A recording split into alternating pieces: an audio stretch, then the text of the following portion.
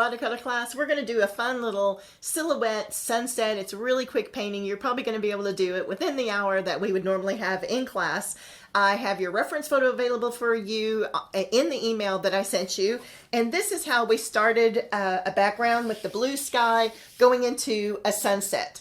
So this was the one I actually painted in your lesson, and this is one I did outside class, the background anyway, and then I did this inside the class. You're going to fill this up and finish out the rest of the painting because I don't want anybody's to look like mine. I want to see what you're doing, how you get creative with this project. Here we go. Let's get started. First thing we're going to need to do is wet our paper thoroughly. I don't know if you can see how wet this surface needs to be, but the water needs to kind of flow and move about, not partially dried at all. So take your time when wetting your paper. I always go vertical and then horizontal. Clean water. Can't stress that enough. However, you do need to have all of your paints made up. Over here, I've got colors into them, and I'm using a set that I thought everybody would probably have at home. You can use the little Crayola or Reeves or any of the little sets. I like to clean off the tape, just like that, so that it doesn't have any plumes come back into it. Now we're going to just start adding our color. Notice at the top of the picture is very blue, and so I'm just using it pretty much straight from the well, and then I'm going to lighten it a little bit as we go down. You can always tilt to get rid of some of the lines. You can tilt your picture and it helps you to blend those lines away. Now about a third of the way down the picture, we're going to start adding in the pinks and reds that you see in the sky there. So I'm using this kind of purple color because that's the color I have. Just use the colors you have. Don't have to go on Amazon and buy a bunch of stuff. This is all practice anyway. You're practicing your washes, you're practicing your blends, and your lights and your darks. So just as long as this paper is wet, you're going to be able to get these different colors as you blend on your palette. On your paper. I'm going to throw in a little bit of red just to give some brights. And about 2/3 of the way down, there is orange and yellow. I got a little bit of blue in my orange. Let me get rid of that. I don't know how that happened. So I'm going to take a little bit of the orange and I'm going to add that through here. And then I'm going to take a little bit of the yellow. That is very thick. Wow, look at that. And add that through. I'm going to amp up the orange just because the yellow is so bright. Isn't that gorgeous? Then I'm going to take a little bit of that purple, mix it with a little bit of the blue.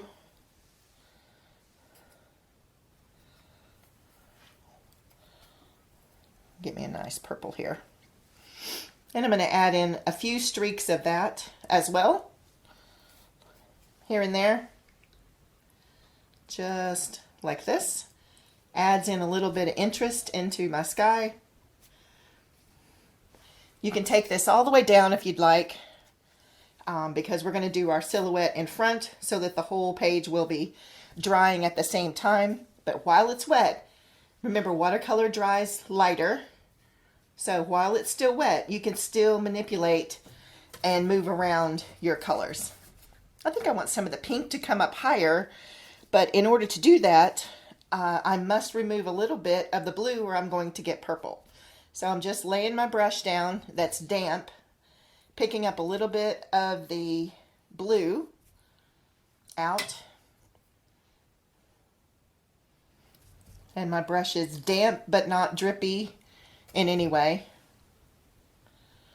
And then I'm going to come back with that red into those spaces. As long as it's wet, once it starts to dry, stop painting. All right, I'm kind of happy with this sky, and we're going to have to let it dry. All right, now that it's all dry, this is actually a different one. I just did the exact same thing with the exact same colors, a little bit larger piece to show you where we're going next. Is all of these little bitty trees, really thick in some areas and really sparse in other areas. You will have the reference photo available to you on my YouTube channel. So we're going to come in and we're just going to take black. Look how dark this is. If you want to add some blue to it, you can. You do not need to add very much water or you're going to get gray. So very, very thick your black, and you're going to, you can kind of splay your bristles a little bit so that they're not, perfectly to a point, and you're going to tap in order to make those little thicker bushes. You can actually kind of bounce the edges a little bit. If this is a really good brush, you don't want to do this too much because you could tear up the tip end of your brush. So we're going to add in a few of these trees on the side.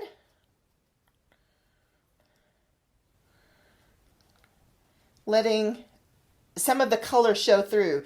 Do not fill it in solidly, or you're going to end up with a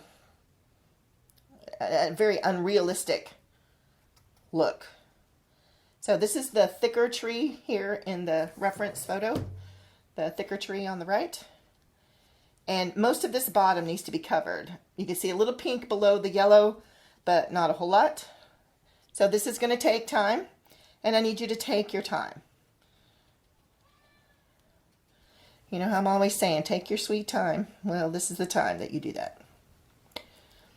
You need as much time as necessary to get a good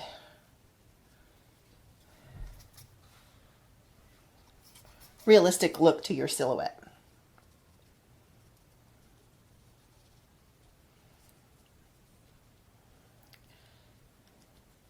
Leave the tape on if you want that little white border to be pristine, but other than that, I just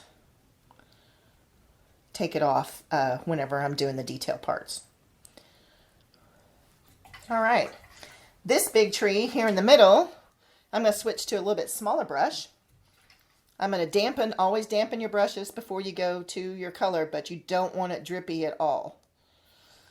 And we're going to come in and draw in some of these tree trunks and branches. You don't want any of your branches to be perfectly uniform. You want them jig-jagged, more realistic. You don't want them to all end at the same height, nor do you want them to end, everything uniform. So let's put in some of these different heights, different levels, and we're going to come in and put some in. There's some more, another tree kind of back behind there. So we'll get that one in as well.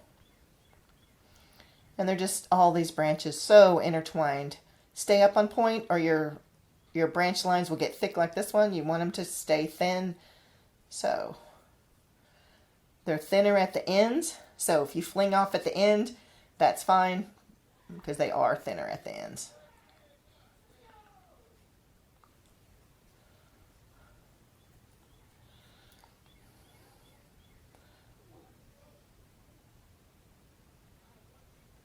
Some of them can be lighter, they're on the other side of the tree.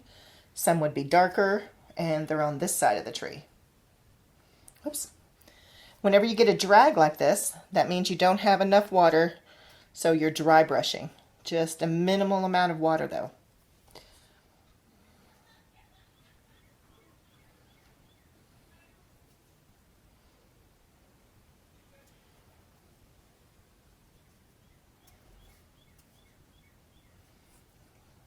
Having these different colors gives you all kinds of depth in your painting.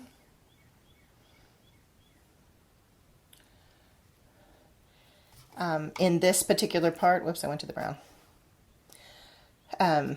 In this particular part, this is kind of the first layer. In order to, you can see this is kind of yellowish, and then this is kind of purplish, and it's kind of reddish. So you're just going to come in with the second coat in order to get those, but leave the edges kind of softened. So the blackest parts will be in the centers, and the lighter first layer will be on the outer sides. And if you want to do the first layer in, you know, much more gray like this tree than this tree, then you can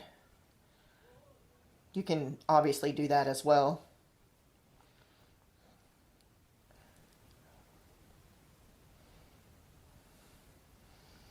Some of these come way over, and don't get too much paint on the tip or you won't have a nice little small end to do all your little fine details. You want a small end. Get very expressive with it. You know, it's not like we're counting all these little branches. That would pretty much take forever. So just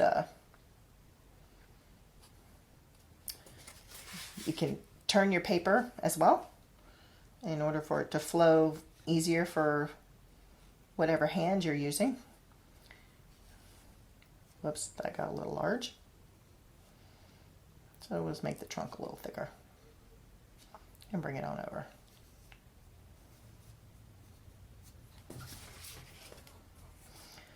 That turned into a very large tree, but I'm kind of liking it.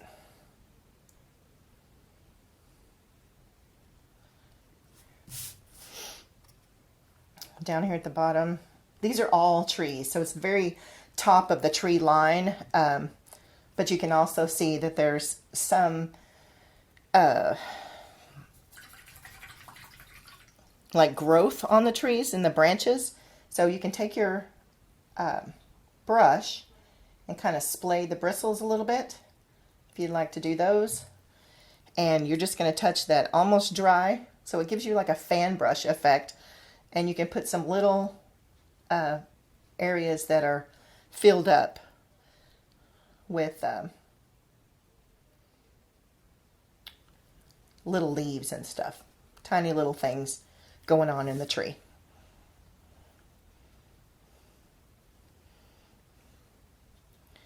You want to make sure that you turn your brush so it doesn't end up like this and this. It's a perfect stamp. So I need to come back and mess around with that a little bit. Get your trees in the way you want. Get all the little leaves in any way that you want. If you want to just leave them the dead, that's, you know, perfectly fine as well. But you can see there are some small little leaves starting to happening on the ends. It's just coming up spring. Splay your bristles and just add a few of those in. All right, I'm going to let you guys finish up your pictures. I hope that y'all will put them into the comments below. I want to see how you're working with them, and we'll see you on the next painting.